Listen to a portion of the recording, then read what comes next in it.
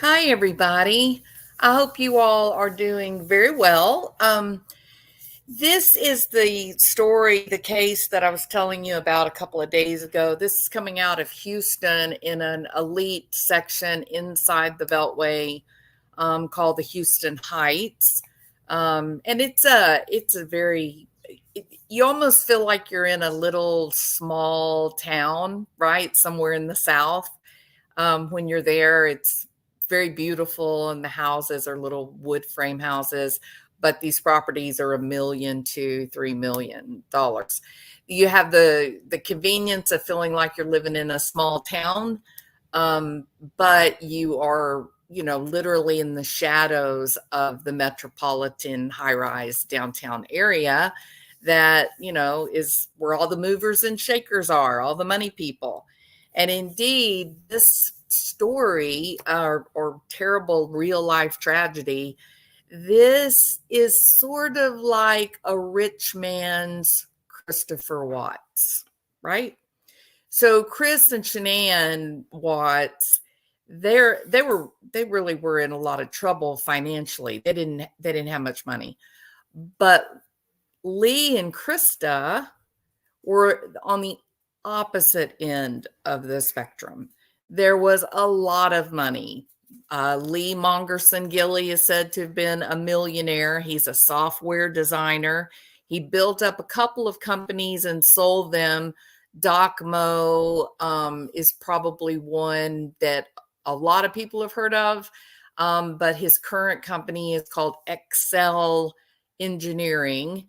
And so his offices, he's in one of the high-rise buildings downtown. I believe it's on Main Street. So he was doing very well for himself. Christa was actually a pillar of the community, a pillar of that local elite Houston Heights community. She was volunteering for all kinds of things, and she also worked as a physical therapist. She had 2 children that she loved dearly. And then sadly, she was 9 weeks pregnant at the time that she was killed. Now, the story is a bit confusing. Well, first of all, let's look at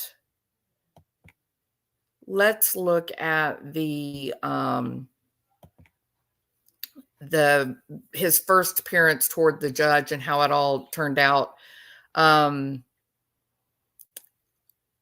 He staged the scene like Barry Morphew staged the scene.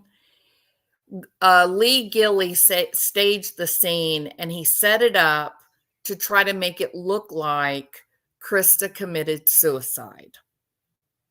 Now, we had some of that rumbling in some of these other domestic violence cases. It's not uncommon for these jokers to do this. However, he called on the 7th. He called the police and said, that he woke up, his wife was not doing well. He was trying to do CPR, and so they came and collected her and took her to the hospital. And then they did an autopsy. And at the culmination of the autopsy, then they came back, I believe it was like on the 11th, maybe, and arrested him then for murder. And so that brings us up to this hearing. Wife, but that date has been reset for later this week. Could you please stand, Mr. Gilley? 38-year-old Lee Gilley behind. Okay, so this is him. He's very tall, big guy, handsome. It's one of those cases, you look at this, just like with Suzanne Morphew, just like with Shanann Watts, you look at this family and you think, my goodness, they just had it all. They were living the American dream. And this domestic violence problem it's wiping us out. So listen to the arrogance from this man. Behind bars, accused of killing his wife in their home in the Quaint Heights neighborhood. Mr. Gilley, you have been charged with the felony offense of capital murder on the basis of homicide of multiple victims.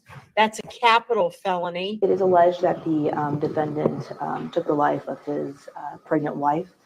They also have some young children in the home. According to police, Gilley called 911 claiming his wife, Christa Gilley, committed suicide, but her injuries contradicted his story. Hospital physicians and the medical examiner saying her injuries were consistent with strangulation. Court documents state Lee Gilley intentionally caused his wife's death by applying pressure to Christa Gilley's neck and upper back.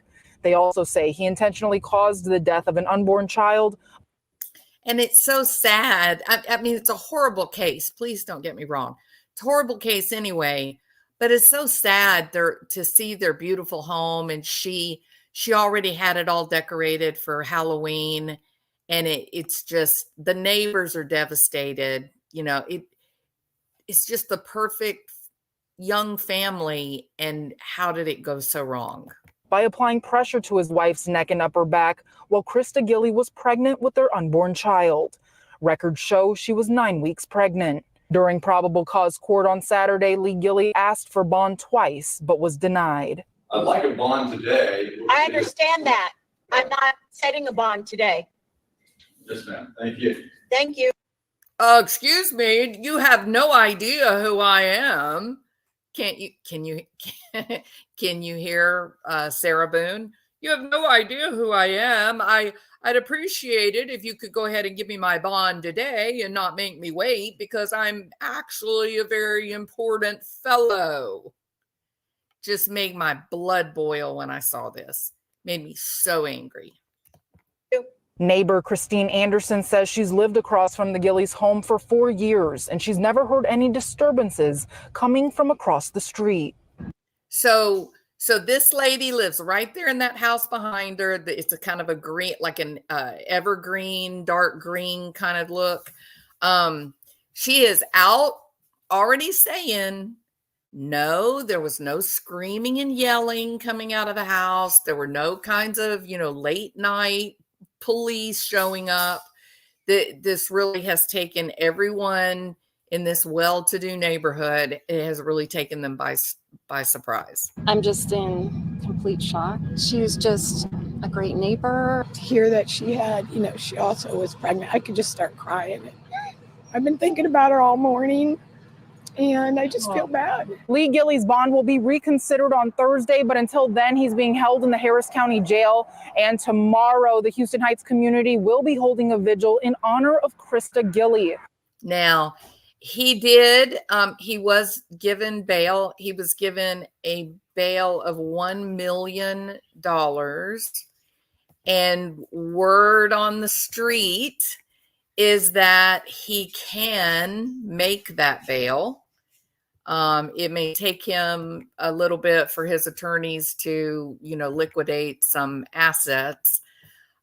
Here is Lee. Here is Lee Gilley. This is he.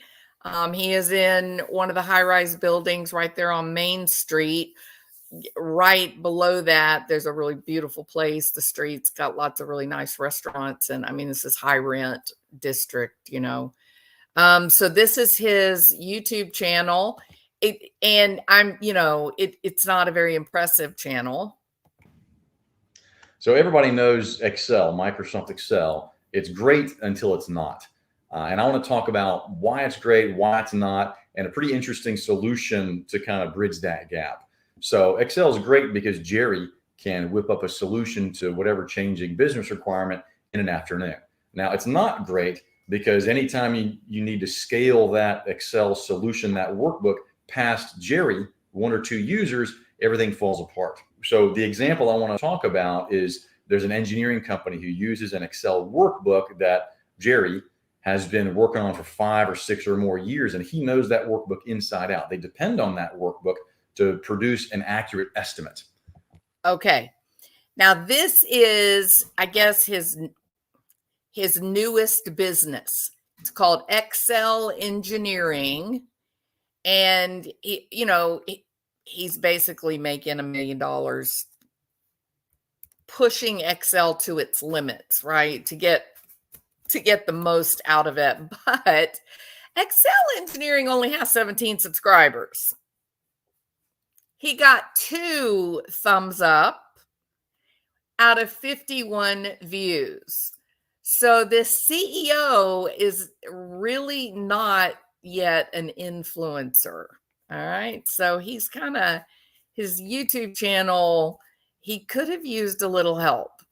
I didn't look to see. Let me look. 17 subscribers. He's made 7 videos. First video was 1 year ago, had 251 views. Second video was 7 months ago, got 48 views. 2 months ago, we got 51 views. A month ago, 31 views. A month ago, 138. A month ago, 62. A month ago, 26. So, something happening, right? You've got this channel here, 17 subscribers, not much going on. He actually started it a year ago. Then he did a little something 7 months. Then it's a whole 5 months later. And then all of a sudden he goes boom, boom, boom, boom, boom. 5 videos all in a row the last month, the month in which he kills his wife. So that will be interesting to sort of, just kind of watch it and see where it, takes us. If there's a story there. It says the channel was formed October the 3rd, 2023. So a year ago. Well, she was killed on the 7th, right? She was killed on the 7th, October 7th. So just about exactly 1 year from the time that he starts this YouTube channel that doesn't do anything. It gets no traction at all. And then she dies. I reckon y'all ain't never seen nothing like this. Oh my goodness. Okay, scaling custom in-house Microsoft Excel solutions. You have a workbook, you know it, and so he must be working on his salesmanship. That was sort of shocking, wasn't it? Let's see what this other one does. Let's see how he does this one.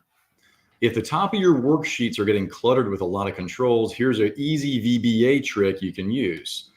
A floating group of controls that follows you wherever you've scrolled. All right. So that is the new Chris Watts, aka Barry Morphew. I also wanted to share. Hold on, let me get it pulled up here. So you saw the house, right? You saw the little yellow house, and it's not this big, huge, stately mansion, but it's over $1 million. I believe it's $1 million. I think it's $1,067,000. I think is what it was. So, but close 1.1 million basically. So,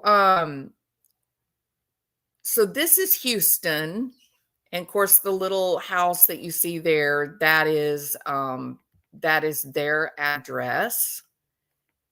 Hold on just a minute. That is their address. And I wanted to point this out because you say to yourself, okay, but why would just a regular house, why would it be $1.1 million? Like, why is that? Well, here, location. That's it. Okay. No other reason. Location. So if you look, you see this highway that goes around here. Actually, I got that wrong. This being downtown, and then you've got this circle that goes all the way around Houston. Okay. goes all the way around Houston. Inside of this beltway, this is where the big money property are. And there's an awful lot of mansions. And I mean, this is where your NFL players and your company owners, like your oil company owners and such, they're all down here in the beltway with access to these downtown properties that are so valuable for work. So their house is some of the most desirable in all of the nation. So if you pull back and see the greater Houston area, like they are sitting right there on top of Houston proper. And so when you zoom into it, I mean, they are in a their houses. I don't know what this guy was doing. They were living the American dream. Truly. So sad. Okay. So this is the Houston Heights area. This is, the tree-lined streets, old houses that have been, meticulously kept up, quite beautiful. All right. Let me see what else I wanted to share. Yes. Okay. I want to now share. Do I want to share that one? Oh. All right. I have something else to look at. And I just decided that I would go ahead and do this full background and history. Yeah, the Kardashians have a house down there in Memorial City. But you're going to see that this is not, their home was not the big, huge Memorial City, mansions and such, Royal Oaks and whatnot. This is Houston Heights. Like I said, it's highly desirable. It's like you're in a little country town, but you're right there in the shadow of the high-rise metropolitan buildings. So this is their backyard. All right, so this is the front area. Walk in here. Porch. You can see the tree line. I mean, it's very beautiful area, y'all. It's so beautiful.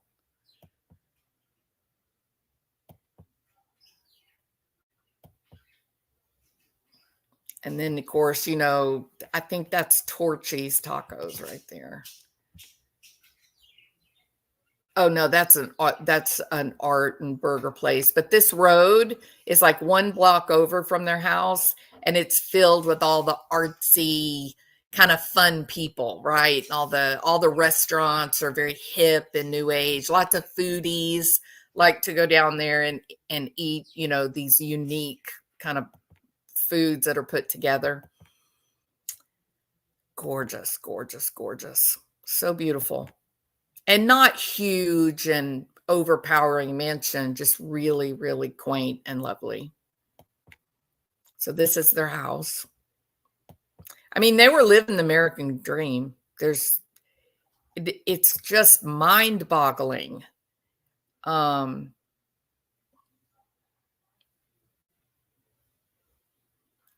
think that's Waterford. This one is Waterford here. I'm not sure if that's, I don't know what that one is. So pretty.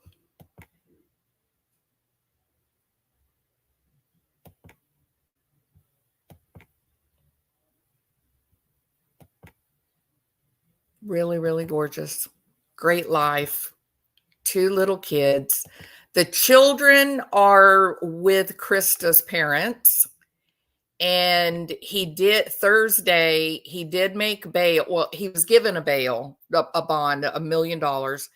I don't know I don't know if he's actually out, but the people that know him, they say that he definitely has access to the money, but because it is a $1 million cash bond, he's got to liquidate stuff. He can't do it in documents. He's got to have the actual money. So he'll get his $1 million bond and get out, and then he is ordered by the court not to have contact with his children nor his in-laws. So he's not allowed to speak to them at all.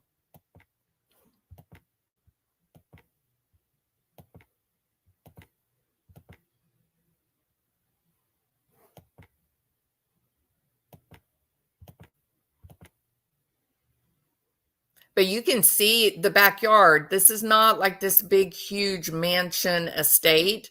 And you see the little gray house next to it. This little gray house here is going to be $1 million as well.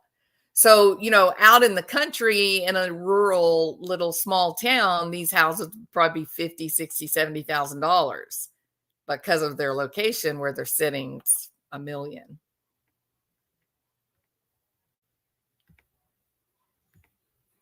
But not huge, giant, overpowering, just very, very cute and quaint. So there's the front of the house. That's what it looks like. You can see the road, the street. It's where everybody wants to raise their kids. It looks like just a normal, safe, you know, small town America. It's just heartbreaking.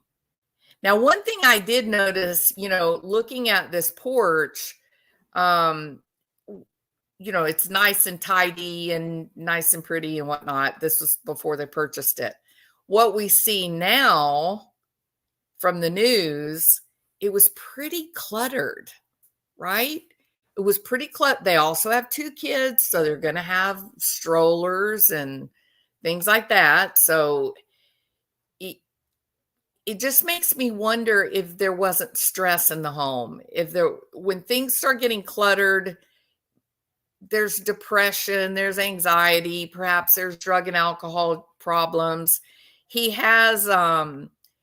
did admit to the police, it's in the police report, that she did not have a problem with alcohol or drugs. He did lie. Right. So she died on October the 7th. He staged a suicide. And I don't know what that means, because they did think that she had overdosed. Right. And so it makes me wonder, did he mix up a drink that had like a bunch of pills in it? How did she ingest all of this medication that he blamed and said she committed suicide? How did he do that unless maybe he snuck it, right? Maybe it was like fentanyl or something. So initially he calls, he says, you know, my wife is, you know, hurt herself and I'm doing CPR, and they come and they collect her. They do the autopsy, and the doctors come back and say, you know, she's got a lot of damage to soft structures in her neck and on the side of her face and whatnot. And so they said it was consistent with having been strangled. And I'm telling you, I kept thinking of Shanann. Even Chris Watts, remember, he gave her the, I don't remember which one it was, some opiate. I'll remember what it was. Gave her some long acting, you know, opiate. She was vomiting and very, very sick. So I don't know. These guys seem to all follow the same, you know, playbook. It is, clutter is often the first indication that there is depression. That is true. He gave her the drug to try and cause the miscarriage. Yes, that's right. But then, you know, he goes on and strangles her. The same story that seems to be coming out of Houston. So it's just awful. So the most dangerous man that a woman will ever know is her intimate partner. A woman is always in the most danger when she is pregnant or when she is trying to leave. And the truth is that the number one cause of death for pregnant women is their husband, their partner. There's a lot of lot of women that are murdered during pregnancy. OxyContin. That's right, Diane. Thank you. Thank you. Thank you. And it's not just the men doing it to the women. Don't forget, remember the lady out in Utah, Shana? No, that's not her name. Is that her name? Shana Gardner? The lady that that bought the $1 million home, and then she bought the fentanyl from her friend, and she laced the mule with fentanyl and killed her husband. Do y'all remember all that? I can't think of his name because I didn't really pay much attention to the hey, Justice Jane. I didn't really pay much attention to the case when it all came out. It's going to go to trial, so then we'll get caught up on it. But you know, that situation was the wife doing it to the husband. So it's not, I mean, we don't want to pick on the men here, but in truth, for pregnant women, domestic violence is the #1 cause of death. All right, let me see if there was anything else I was going to cover on this story today.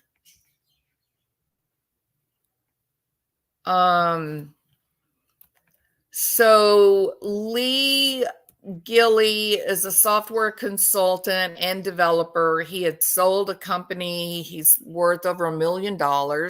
He claims that he woke up and found his wife overdosed on drugs, and he later admitted that she was neither suicidal nor a drug user. They did the autopsy, and they determined that Christa had been strangled to death. Lee Mongerson Gilley is 38 years old.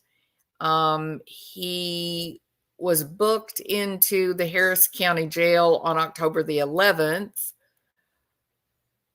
And Thursday, he was given a $1 million bond. It says, before me, the undersigned Assistant District Attorney of Harris County, this day appeared the undersigned affiant, who under oath says that he has good reason to believe and does believe that in Harris County, Texas, Lee Mongerson Gilley hereafter styled the defendant heretofore on or about October 7th, did then and there unlawfully during the same criminal transaction intentionally and knowingly caused the death of Christa Gilley by applying pressure to her neck and upper back, intentionally and knowingly causing the death of an unborn child by applying pressure to her neck and upper back while Christa Gilley was pregnant with the unborn child.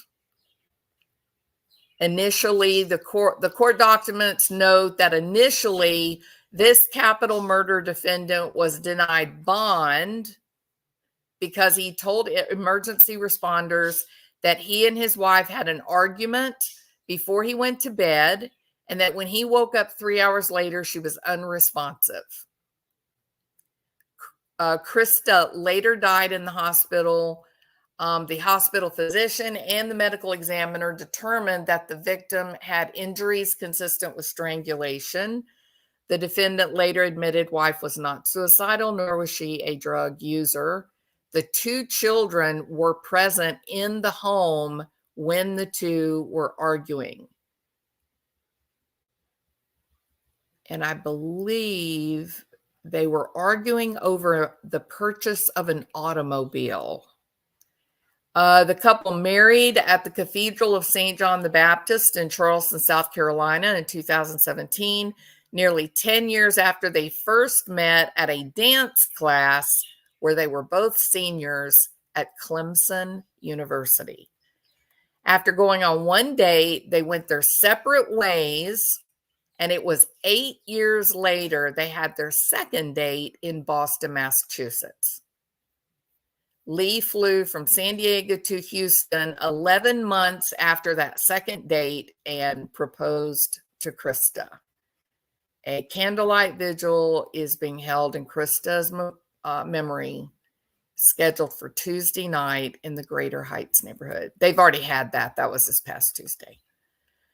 All right. So that is everything up to date you have all the information that is available now in the news about this whole terrible, horrible domestic violence situation.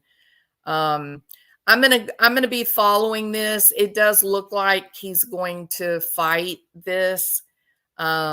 He does have a fancy attorney. And so, you know, it's always the woman who gets left out, right? It's always the focus it becomes on the guy who did the killing. And the truth is, this is about 100% about Christa Bauer Gilley. That's who this story is about. Lee Gilley is just a nut job, controlling, violent person. It's about Christa Bauer, physical therapist, mother to two, supporter of the greater community. She's the one that we need to keep in our prayers. All right. Okay, everybody. It was wonderful to see you guys tonight. Thank you so much for being here. I appreciate it. I am going to keep up to date with this. I'll try to make some of the court cases, some of the court dates, and try to see, you know, if I can find anybody that knows either of these people and see if anybody wants to make a statement. All right. Okay. Prayers for Christa Bauer Gilley and her two children and her parents and siblings. All right. All right. Y'all have a good evening. Goodbye.